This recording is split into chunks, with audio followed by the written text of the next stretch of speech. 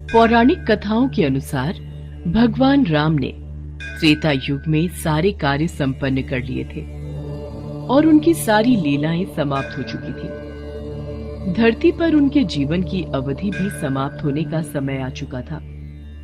लेकिन समय समाप्त होने के बाद भी मृत्यु के देवता यमराज भगवान राम के समीप उनके प्राण हरने नहीं आ पा रहे थे, क्योंकि रामदूत हनुमान भगवान राम के प्राण रक्षक थे, जो स्वयं महाकाल का एक रूप है और महाकाल से उनके आराध्य भगवान राम के प्राण छीनने की हिम्मत ना तो किसी काल में थी और ना ही किसी अन्य देवता में। काल चक्र और समय चक्र को आगे बढ़ाने के लिए भगवान राम की मृत्यु होना जरूरी था। ऐसे में भगवान राम ने एक उपाय निकाला और अपनी एक अंगूठी महल के किसी छेद में गिरा दी और हनुमान जी से बोले, हनुमान, मेरी प्रिय अंगूठी धरती में वहां उस छेद में चली गई है। क्या तुम पाताल लोक से मेरी अंगूठी ढूंढ कर ला सकते हो? प्रभु, बस इतनी सी बात।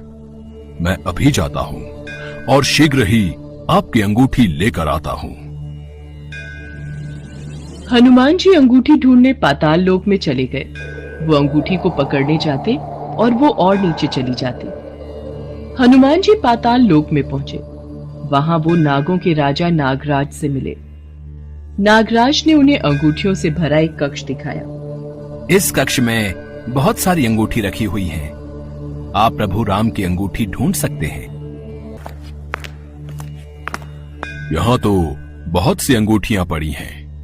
इनमें से प्रभु राम की कौन सी है, ये मुझे देखना होगा। राम जी की युक्ति काम आ गई। हनुमान जी अंगूठी ढूंढने लगे। इसमें उन्हें काफी समय लग गया। हनुमान जी को अयोध्या में न देखकर यमराज ने अयोध्या में प्रवेश किया और वे एक संत का रूप धारण कर भगवान राम जी के महल में पहुंच गए। तब संत के भेष में यमराज भगवान राम से मिले और भगवान राम से बोले, प्रभु, आपको मुझे वचन देना होगा कि हम दोनों की बातों को गुप्त रखा जाए और जो कोई भी हमारी बातों को सुने उसे मृत्यु दंड दिया जाए।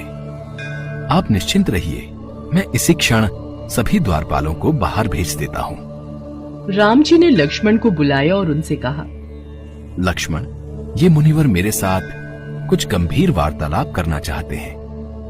तब तक तुम द्वार पर ही पहरा देना और कोई भी अंदर ना आने पाए, इस बात का ख्याल रखना, वरना तुम मृत्यु दंड को प्राप्त हो जाओगे।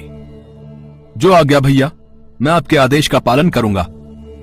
लक्ष्मण के जाने के बाद उस संत ने भगवान राम को अपना असली रूप दिखाया और बोले, हे प्रभु, मैं आप ही का सेवक हूं और आपने ही मुझे ये कर्म दिया है कि इस संसार से समस्त जीव जंतु एवं प्राणियों का प्राण हरना, और ये मेरा धर्म भी है। मैं भगवान शिव और ब्रह्मा की आज्ञा से आपसे ये कहने आया हूं कि आपने जो अपना समय इस पृथ्वी लोक पर निश्चित किया था, वो समय पूर्ण हो चुका है और अब आपको अपने धाम लौट जाना चाहिए। इससे सभी देवी देवताओं में आपको विष्णु स्वरूप में देखकर उत्साह की लहर दौड़ जाएगी।